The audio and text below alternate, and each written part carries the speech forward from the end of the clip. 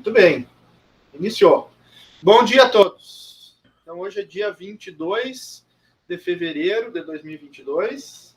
Vamos dar início à defesa da tese de doutorado do candidato e professor Alessandro Onofre Rigão, cujo título da tese é Modelagem de pórticos em concreto armado preenchidos com alvenaria participante.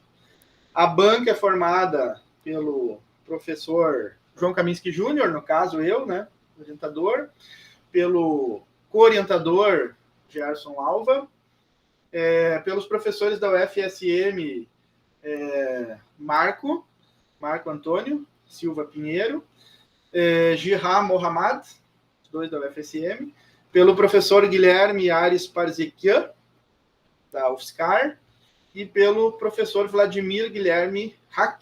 Acertei a pronúncia? Hack? Pode ser assim. O pessoal nunca... da USP de São Carlos. Bom, Alessandro, tu tens 50 minutos, então, para a apresentação. Depois a gente começa com a arguição. Okay. Pode começar, então, Alessandro. Está com a palavra. Ok. Obrigado, professor. Bom, a apresentação a apresentação inicial do trabalho já foi feita pelo professor João Kaminski, então eu vou dar início, então, à apresentação da minha defesa de tese de doutorado, intitulada Modelagem de pórticos em concreto armado preenchidos com alvenaria participante.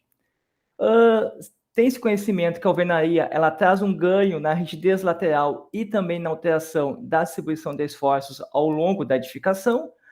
Essa confirmação é feita por diversas pesquisas na área.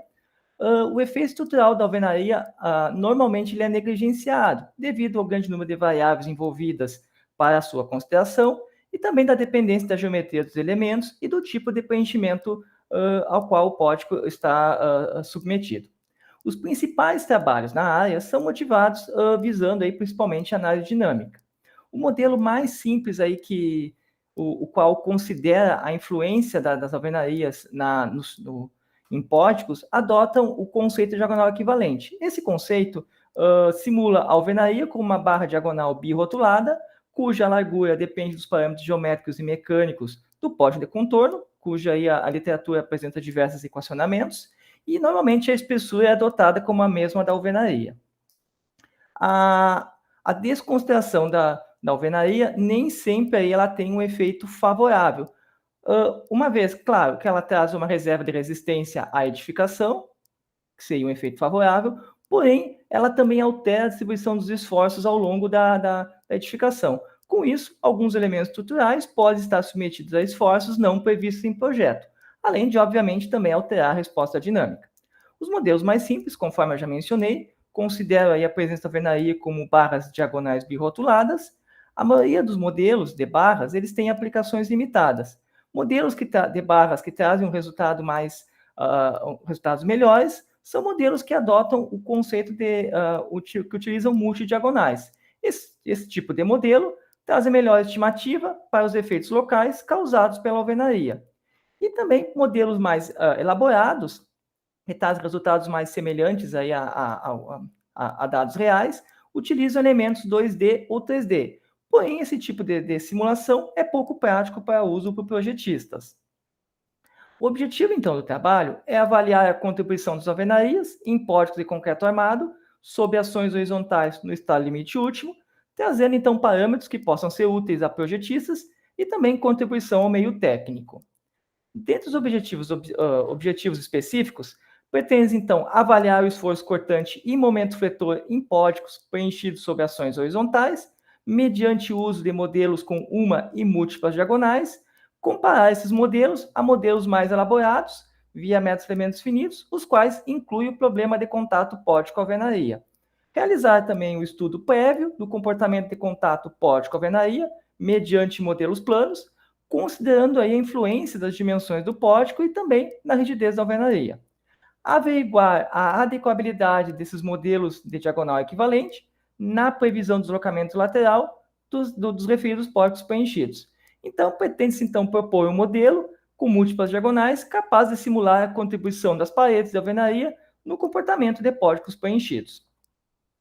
Para esses objetivos, fez-se uso, então, do programa ANSYS para a simulação dos modelos planos, fazendo, então, uso da biblioteca lá do ANSYS, do elemento plane 182 e do par de elemento conta 172 e o tag 169, visando aí o problema de contato. Fez-se uso aí do programa acadêmico F2 para a definição das forças horizontais para a utilização do programa ANSYS, as análises iniciais sem inclusão das alvenarias e para a calibração dos trechos rígidos. E também elaborou-se uma rotina numérica para cálculos de póticos planos, especificamente para esse trabalho, em linguagem Octave, visando aí a análise dos póticos mediante o modelo de diagonais equivalentes e também a análise dos póticos por modelo de múltiplas diagonais. Apresenta, então, o fluxograma principal do trabalho, onde fez-se uso, então, de póticos preenchidos com 3 vãos livres diferentes, 3 metros de vão livre entre entre eixos dos pilares, 4,5 metros, 6 metros. Para cada um desses póticos, alterou-se a altura dos pilares, fez-se, então, uso de pilar de 40, 60, 80 e 100 centímetros. Em relação às alvenarias, fez-se uso de alvenarias com blocos cerâmicos e blocos de concreto. Para cada um desses blocos, fez-se uso, então, de blocos de 4 MPa, 8 MPa e 12 MPa. E para a estrutura, fez-se uso aí de apenas uma resistência para o concreto. Então, portanto, ao todo, então, foram elaborados 72 modelos em elementos finitos. Então, portanto, dentro dos modelos, elaborou-se então o modelo plano via métodos de elementos finitos. Para os macromodelos, isto é, os modelos de barras, fez-se uso, então, de modelos com uma diagonal, 2 diagonais paralelas, 2 diagonais cruzadas e 3 diagonais paralelas. Para cada um desses macromodelos, fez-se uso, então, para a definição das larguras dessas referidas diagonais, o método de Manston, do Han-Lu, e a metodologia presente na norma vigente da alvenaria estrutural, NPR 16.868. Para as simulações, fez os estudos iniciais para análise de convergência, visando a adequabilidade do tamanho da malha utilizados nos modelos planos, definição dos trechos rígidos para os póticos planos, obtenção das forças horizontais, visando aí a análise do estado limite último, e a transformação das tensões em esforços nos modelos planos via integração numérica. Dentre as análises, então, fez-se análise do esforço cortante, o comprimento de contato, o momento fletor e deslocamento lateral. Então, o objetivo principal, conforme já mencionado, é a análise do estado limite último. Para esse objetivo, fez-se uso da redução da rigidez do concreto e da alvenaria de forma simplificada, baseado aí nas prescrições da norma de concreto, 6118, e a norma da alvenaria estrutural, 16.868.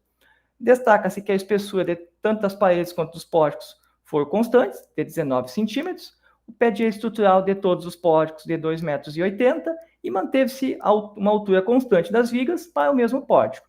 Então, a imagem aí representa de forma simplificada as tipologias dos diferentes póticos preenchidos utilizados aí para o estudo.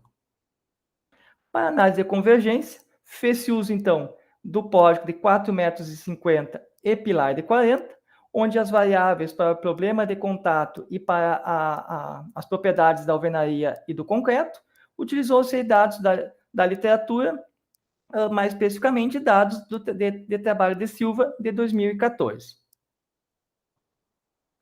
Para os modelos no estado limite último, a presente tabela apresenta as propriedades mecânicas para a estrutura das vigas e pilares. A tabela abaixo apresenta as propriedades das diferentes alvenarias utilizadas no estudo, e destaco que para a alvenaria, os blocos cerâmicos construiu-se paredes longitudinais de 8 milímetros e nos blocos de concreto, paredes longitudinais de 25 milímetros. Para a obtenção do problema de contato, para a inclusão do problema de contato, é necessário a entrada de diversos parâmetros para a alimentação do elemento tag e do elemento conta 172. Então, portanto, dos parâmetros comuns a todos os modelos, destaca-se o fator de rigidez, FKN, que utilizou-se o maior valor possível, O fator F2N, definiu-se o valor de 0,10, que é um valor padrão aí para o estudo da AIA. O coeficiente de atrito utilizou-se 0,50, baseado na norma da alvenaria estrutural. E para a coesão depende da resistência da argamassa. Então, conforme o tipo de bloco utilizado e a resistência da argamassa definida, definiu-se, então, o valor utilizado para a variável de coesão, baseado aí nos preceitos da norma da alvenaria estrutural.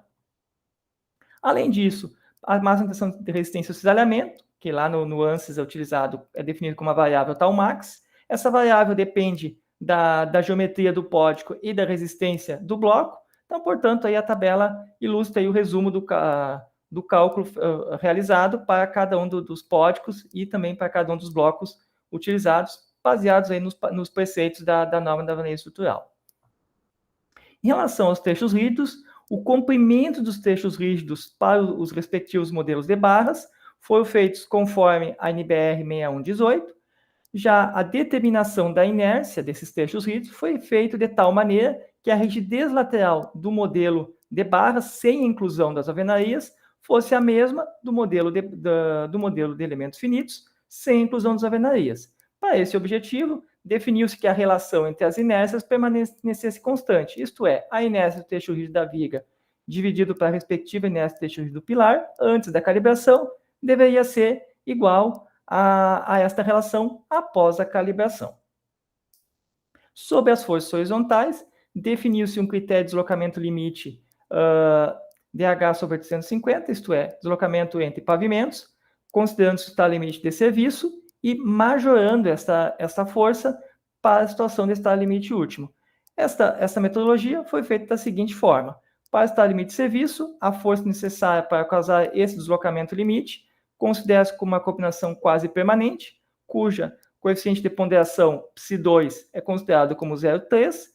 Para o estado limite último, considerando a ação horizontal como uma ação variável principal, o coeficiente de ponderação das ações γQ é considerado 1,4. Então, portanto, a força de projeto equivalente pode ser feita de forma simplificada como 4,67 multiplicado pela força horizontal no estado limite de serviço. Isto é, o 4,67 ele é resultante da razão entre o psi2 pelo γQ.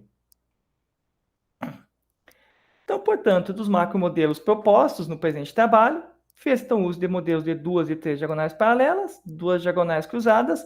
A posição dessas barras excêntricas foi feita a partir da largura total dos modelos diagonais únicas, utilizando o modelo de Manston, que é um dos modelos mais citados na literatura, o modelo de Duranilou, o qual alguns autores definiram melhores resultados comparados aos principais modelos de diagonal equivalente, e também a metodologia utilizando os equacionamentos do anexo D da NBR 16.868. Definiu-se uma distribuição clássica de áreas entre diagonais. Para os modelos dos diagonais, 50% da área total para cada diagonal, 3 diagonais, 25% da área para as diagonais excêntricas e 50% para a diagonal central. Então, em relação ao posicionamento dessas diagonais laterais, definiu-se que para o modelo de 3 diagonais, as diagonais laterais seriam posicionadas no centroide da parcela de área das diagonais laterais. Dentre os modelos de 2 diagonais, definiu-se o mesmo posicionamento do modelo de 3 diagonais, visando aí restringir a discussão em relação à influência do número de diagonais. Então, portanto, aí, considerando o modelo de 3 diagonais, a linha em azul mais fraco representa o centroide da diagonal excêntrica. A posição dessa diagonal, ela refere-se a 75%, isto é, 0,75 da excentricidade total, horizontal e vertical. Então, por isso, o valor de 0,75. Nesse caso, então, transladando essa diagonal excêntrica para o eixo dos elementos estruturais, obtemos, então, 0,375, que multiplica W, sendo W a largura total da diagonal, cosseno θ, mais a metade da altura da viga, para o caso dos pilares. Para o caso das vigas, 0,375, que multiplica W, seno θ, mais a metade da altura do pilar. Fez-se a utilização também a partir do anexo D da NBR 16.868, esse anexo ela apresenta uma figura, onde essa figura ela mostra a disposição do trecho comprimido da alvenaria, e também sugere aí a posição da força resultante para a aplicação da ação da alvenaria sobre os elementos estruturais. Porém, não menciona se para essa disposição é necessário uma ou mais diagonais. Então, portanto, fez-se uma proposta prévia, utilizando o modelo com uma e duas diagonais, para alguns dos modelos avaliados no estudo. A limitação desse tipo de modelo é que não apresenta os esforços na alvenaria. Apresento aqui, então, o equacionamento para o modelo de uma diagonal, considerando essa diagonal posicionada no centroide do trecho comprimido, e o equacionamento considerando duas diagonais, onde essas diagonais estão no limite do trecho de compressão da alvenaria. No caso dos elementos planos, os elementos planos nos fornecem tensões. Para a comparação entre os elementos planos e os modelos de barras, é necessário a transformação das tensões em esforços. Nesse caso, então, foi utilizada a proposta de integração numérica, utilizando via regra dos trapézios. Apresento aqui, então, o equacionamento utilizado para a obtenção dos esforços ao longo dos elementos estruturais, utilizando a metodologia de via regra dos trapézios.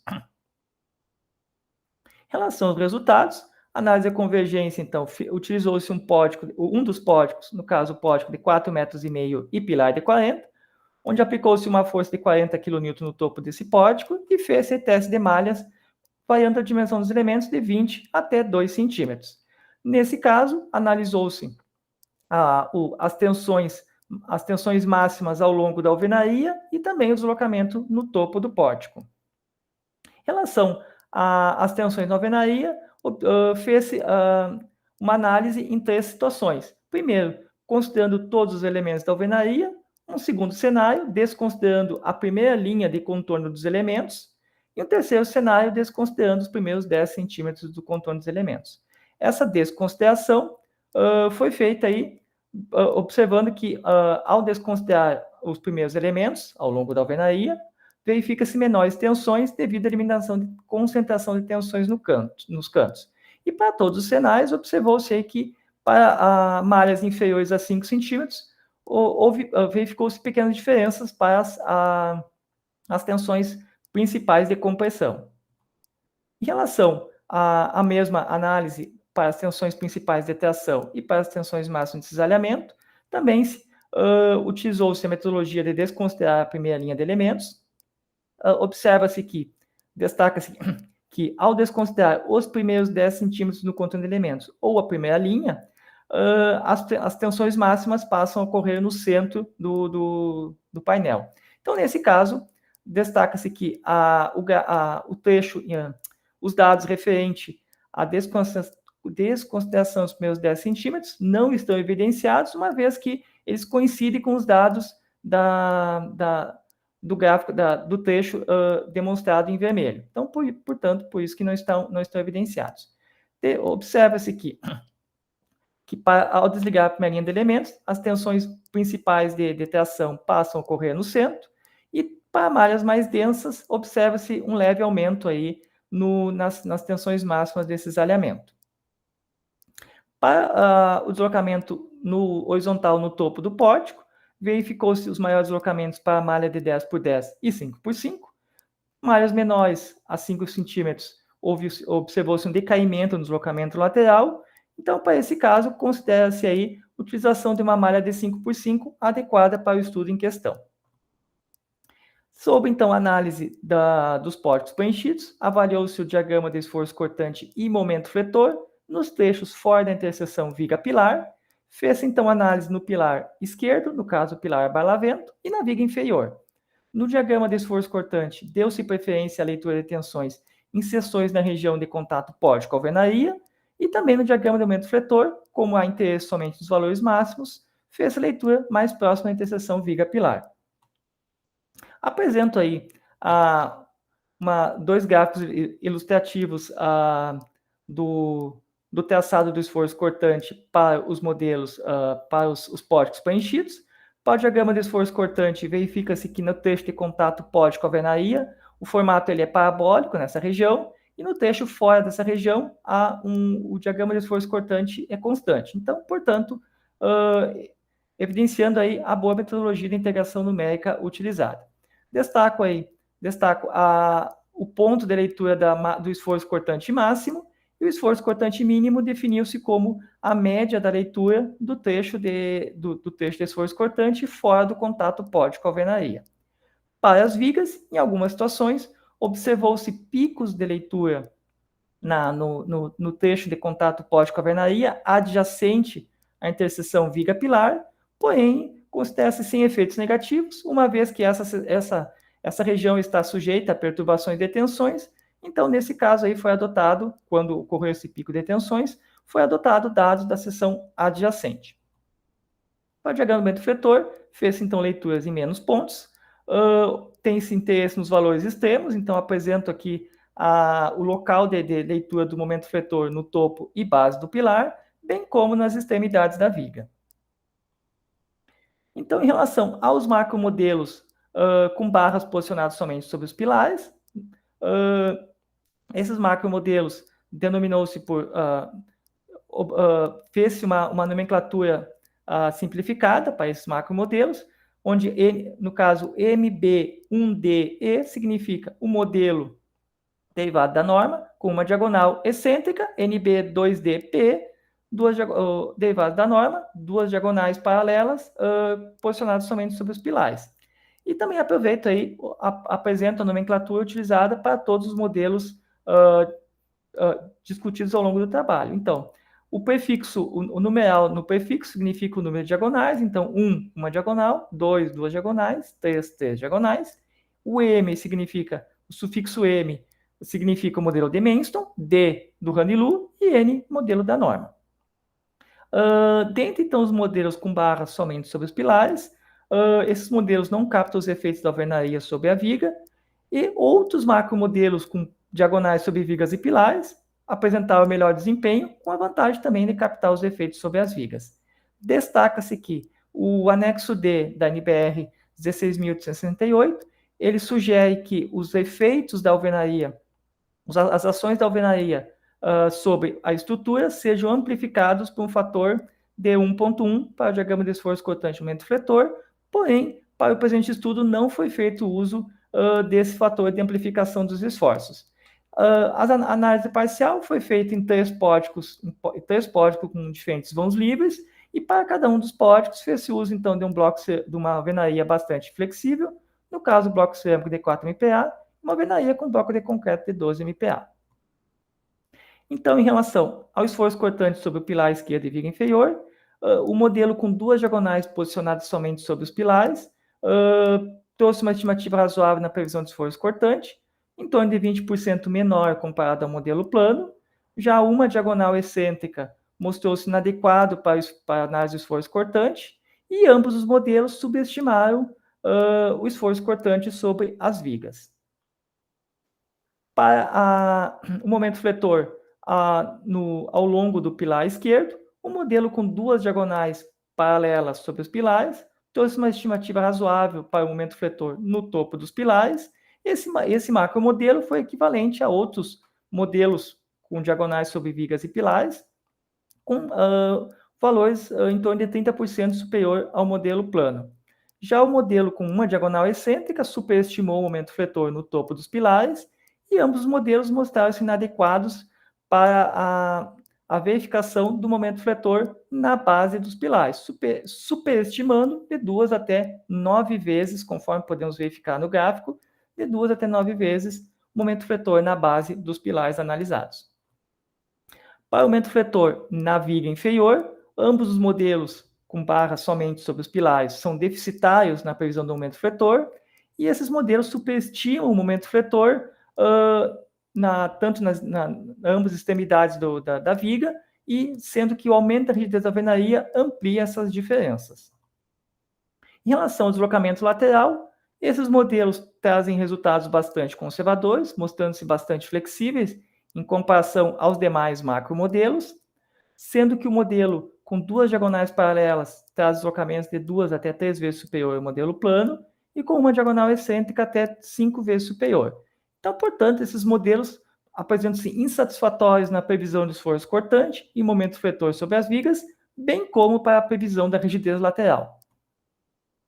Então, para análise do esforço cortante e momento fletor para os macromodelos propostos, com diagonais sobre vigas e pilares, fez-se então a leitura dos esforços em cada macromodelo, comparou-se a comparação entre os modelos planos, foi feita da seguinte maneira: foi a leitura do respectivo modelo de barra, foi dividida pela leitura do mesmo modelo plano na mesma seção, mediante então uma normalização. Então, a comparação foi feita, então, a partir dos esforços normalizados. Então, para o esforço cortante máximo sobre os pilares, o modelo diagonal simples são que mais subestimam o esforço cortante nessa seção, considerando aí um critério de adequabilidade entre os macromodelos e os modelos planos de 20%, considera-se que os modelos de diagonais cruzadas são os que trazem melhores resultados, com valor médio de 0,84 em relação ao modelo plano. Entre os póticos de 3 metros e 4,5 metros, os modelos com 2 diagonais cruzadas adaptados do método do Ranilou e da norma são os que trouxeram bons resultados. Para os póticos de 6 metros de vão livre, os modelos com 2 diagonais paralelas e também o modelo com 2 diagonais cruzadas adaptados do método da norma foram que trouxeram melhores resultados. Então, considera-se que os modelos de diagonais cruzadas adaptados do Ranilou ou da norma são adequados, e para póticos de maiores vãos, sugere-se então a utilização do modelo de diagonais cruzadas adaptados do método da norma. Em relação ao esforço cortante mínimo sobre os pilares, na maioria dos casos foi superior ao modelo plano. O aumento da rigidez da alvenaria e redução da seção transversal dos pilares subestimou o esforço cortante nessas seções. Considerando então os modelos com resultados mais próximos ao modelo plano, estão o modelo de diagonais simples, utilizando o equacionamento do Ranilou e da norma, ou o modelo com 2 diagonais adaptados do método de Manston. Destaca-se que para o pótico de 4,5 metros e pilar de 40 ou pilar de 60, com alvenaria de concreto de 12 MPa, o esforço cortante mínimo foi bastante superestimado, devido ao fato de que o esforço cortante mínimo no modelo plano foi muito pequeno, então qualquer variação numérica do esforço cortante entre o modelo plano e o modelo de barras transmite valores superestimados para o esforço cortante mínimo normalizado para esses póticos. Destaca-se que o esforço cortante superestimado não é sinônimo de caráter negativo, uma vez que, ao considerar apenas as ações horizontais, o esforço cortante nesses trechos foi inferior ao esforço cortante absorvido pelas bielas de concreto. Então, portanto, utilização da armadura, essas seções seriam dimensionadas para o uso da armadura mínima. Então, portanto, nesse caso, o uso da armadura mínima conduz à segurança estrutural para essas seções.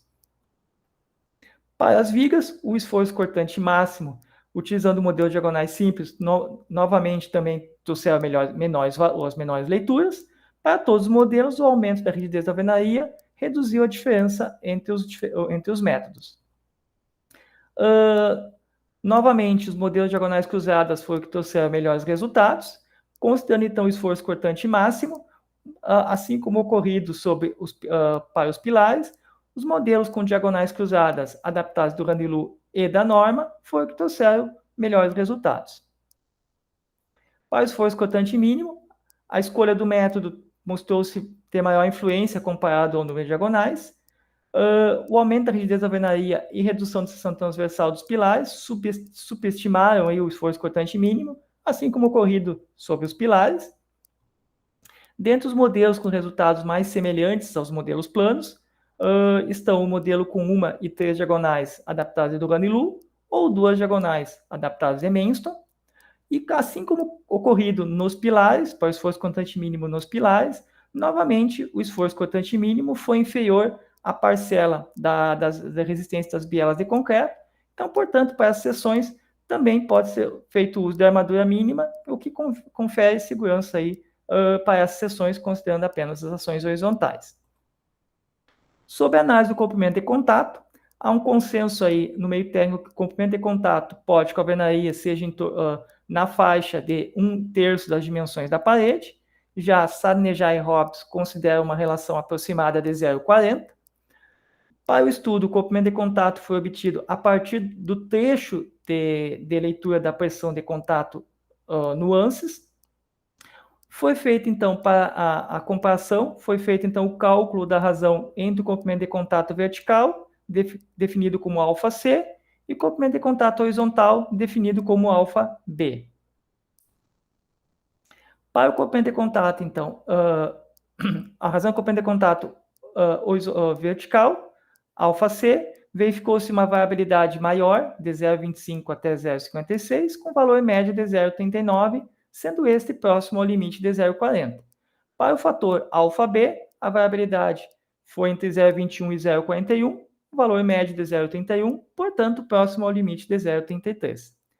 Para o contato vertical, o aumento da seção dos pilares aumentou o fator αc, aí também o aumento da rigidez da alvenaria mostrou aí pouca alteração em relação ao fator αc. Para o contato horizontal, o aumento da rigidez da alvenaria também aumentou o fator αb. Verifica-se que para o fator αc, as maiores leituras ocorreram para os pórticos de 3 metros de vão livre. Em relação ao comprimento de contato dos macromodelos, os modelos de múltiplas diagonais, o comprimento de contato foi inferior ao respectivo modelo plano, considerando o comprimento de contato como trecho de esforço cortante máximo. Então, esta avaliação foi feita a partir da normalização em relação ao comprimento de contato do modelo plano. Então, para o comprimento de contato vertical dos macromodelos, a alteração da rigidez da alvenaria mostrou baixa influência nos trechos de contato vertical. Dentre os modelos baseados no método de Manston, foi que trouxeram menores valores, isto é, o valor médio aí em relação ao respectivo modelo plano ficou na faixa de 0,30, isto é, 30% do que o lido no modelo plano. Nos modelos baseados no método da norma, trouxeram os maiores valores. Para o contato horizontal, os modelos baseados no método de Manston e do Ranilou mostrou baixa influência da rigidez lateral. Já os baseados na norma, o aumento da rigidez da alvenaria aumentou o trecho horizontal, normalizado. E assim como ocorrido para o vertical, o método de Manston foi o que trouxe as menores leituras e os métodos baseados na norma, os maiores valores. Considerando, então, o diagrama de esforço cortante real, ele, no trecho de contato pórtico-alvenaria, ele tem um formato, podemos considerar como um formato aproximadamente triangular. Então, o critério de equivalência entre os macromodelos e os modelos planos, podemos considerar que o esforço cortante do macromodelo seja até o trecho de esforço cortante máximo cubra ao menos 67% do comprimento de contato do modelo plano.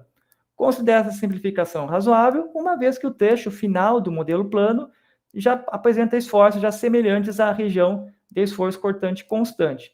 E considerando o dimensionamento pelo esforço cortante máximo, esse trecho ainda estaria protegido, ou pelo menos em parte, pela armadura transversal do esforço cortante máximo. Então, fez-se então propôs-se um fator de correção, ou melhor, de amplificação do trecho de esforço cortante máximo, aplicado ao modelo de duas diagonais cruzadas, adaptado do método da norma, como garantia de ter pelo menos um comprimento superior a 67%. Então, fez-se o método de tentativa e erro, propôs-se então um fator de amplificação, um fator empírico de amplificação QC de 1,5 para o trecho vertical e um fator QB, no caso, para o trecho horizontal, de 1,2. Verifica-se que, utilizando esses fatores, para o comprimento vertical, os valores foram inferiores a 67% somente nos pódicos de 3 metros com pilar de 80 ou 3 metros com pilar de 100. Para o horizontal, somente esses pódicos de 3 metros com pilar de 80 e pilar de 100 e uso da alvenaria de 4 MPa foram inferiores aí ao valor de 67%. Então, para a análise do momento fletor, considerando as ações horizontais, tem-se maior relevância para o dimensionamento do pilar, o maior valor absoluto do momento fletor. No caso, este ocorre no topo do pilar. E considerando as ações horizontais agindo do lado esquerdo do pórtico, tem-se maior relevância para o dimensionamento da viga, a seção que traz o momento fletor negativo mais próximo ao modelo plano. Nesse caso, então, ocorre a sota-vento da viga. Então, para o topo dos pilares, os modelos diagonais cruzadas para a análise do momento fletor foi o que trouxeram os maiores valores, já os modelos diagonais simples, os menores valores. Considerando, então, o critério de adequabilidade entre os macromodelos e o modelo plano de até 20%, os modelos com 2 ou 3 diagonais paralelas mostraram-se bons resultados. Neste caso, de 3 diagonais, mostraram-se inadequados para os pórticos de 3 metros de comprimento e utilização de alvenarias mais rígidas. Então, considerando todos os pórticos analisados, para o topo dos pilares, considera-se os modelos de 2 diagonais paralelas adequados para a análise do momento fletor no topo dos pilares. Dentre esses modelos, os adaptados do método Mensto e do Raniloux foram que trouxeram resultados mais próximos ao respectivo modelo plano, e já os adaptados do método da norma foram que trouxe dados mais conservadores, isto é, dados mais a favor da segurança. Para a base dos pilares, a escolha do método mostrou-se mais importante que o número de diagonais. As maiores leituras foram para os modelos adaptados do método de Menston e os menores leituras, os adaptados do método da norma. Considerando a base dos pilares, somente o modelo com 3 diagonais paralelas derivadas do Raniloux foi que trouxe modelos compatíveis ao modelo plano. Para a esquerda da viga, assim como ocorrido na base dos pilares, os modelos derivados de Menston novamente foram que trouxeram as maiores leituras e os adaptados do método da norma as menores leituras. Para todos os pórticos, somente os modelos com 1 e 3 diagonais adaptados do Raniloux foram que trouxeram dados semelhantes ao modelo de referência na quase totalidade dos casos. Para a direita da viga, a sota-vento da viga, o número de exposição das diagonais mostrou-se maior relevância do que a escolha do método, assim como ocorrido no topo dos pilares. Os modelos diagonais cruzadas foram que trouxeram maiores leituras, diagonais simples, as menores leituras. E considerando, então, novamente, o critério de adequabilidade de 20%, os modelos diagonais de 2 diagonais paralelas mostraram-se adequados, sendo que o modelo de 2 diagonais paralelas adaptados do método da norma foi o que trouxeram os maiores resultados, isto é, mais a favor da segurança. Em relação ao deslocamento, os modelos derivados de Menston mostraram-se mais conservadores, principalmente mostrando-se bastante flexíveis, principalmente para os pórticos de menores vãos, com resultados até de 40% a 80% superior ao respectivo modelo plano. Os modelos derivados do Raniloux ou da norma mostraram-se boa estimativa para a rigidez lateral na maioria dos casos. Dentre esses modelos, com 3 diagonais adaptados do método da norma ou com um método de uma diagonal simples, adaptados utilizando o equacionamento da norma, mostrou-se bastante rígido com alvenarias em concreto. Então, dentre os diversos modelos, destaca-se que o modelo de 2 diagonais paralelas ou 2 diagonais cruzadas adaptados ao método da norma trouxe comportamento satisfatório para a previsão do deslocamento lateral. Então, em relação às considerações finais, o comportamento da alvenaria participante é um problema complexo. Fez-se, então, para o estudo, então, fez-se uma análise de convergência, utilizando aí, onde considerou-se que uma malha de 5x5 foi adequada aí para os modelos planos analisados. Fez-se, então, um estudo de propostas com diagonais, um estudo preliminar, com diagonais posicionadas somente sobre os pilares, a partir aí da figura do anexo D da NBR 16.868, mostrando aí que esses modelos são inadequados para avaliação dos esforços sobre as vigas e também para a rigidez lateral. Dentre os macromodelos avaliados, com diagonais sobre vigas e pilares, para o esforço cortante máximo em vigas e pilares, os modelos com duas diagonais cruzadas adaptadas do Raniloux ou da norma mostraram-se adequados, sendo que o modelo de duas diagonais cruzadas adaptadas do método da norma trouxe resultados mais a favor da segurança. Para o esforço cortante mínimo, na maioria dos casos aí foi superior ao modelo plano. Para os pilares, os modelos com uma de diagonais simples, utilizando o equacionamento do Raniloux ou da norma, bem como duas diagonais paralelas adaptadas de Menstro, trouxe boa estimativa. Para as vigas, os modelos de três diagonais paralelas adaptadas do método do Raniloux mostrou resultados mais próximos ao modelo plano. E nesse caso, tanto para a viga quanto o pilar, o esforço cortante mínimo aí foi inferior ao esforço cortante absorvido pelas bielas de concreto. Para o comprimento de contato, a razão do comprimento de contato vertical foi próximo aí ao valor médio de 0,40 para o vertical, e para o horizontal, mais próximo ao valor fixo aí, aproximado de 0,33. Os modelos diagonais múltiplas, o esforço cortante máximo aí foi sempre inferior ao respectivo comprimento de contato do modelo plano. Então, aplicando aí ao modelo de diagonais cruzadas adaptadas do método da norma, utilizou-se, então, previu-se um fator empírico vertical de 1,5 e um fator empírico horizontal para ampliação do trecho de esforço cortante máximo. Para o aumento fletor, na base do pilar e abarlamento da viga, no caso, na base do pilar, o modelo de três diagonais adaptadas do Raniloux mostrou-se compatível com o modelo plano. Já a abarlamento da viga, tanto uma diagonal quanto três diagonais adaptadas do Raniloux, mostrou resultados compatíveis. Para o momento fletor no topo e a sotavento da viga, que para o caso tem-se maior relevância. No topo do pilar, nesse caso, então, os modelos de duas diagonais paralelas mostraram-se melhores resultados, sendo que o de duas diagonais paralelas adaptadas do método da norma mostrou resultados mais conservadores.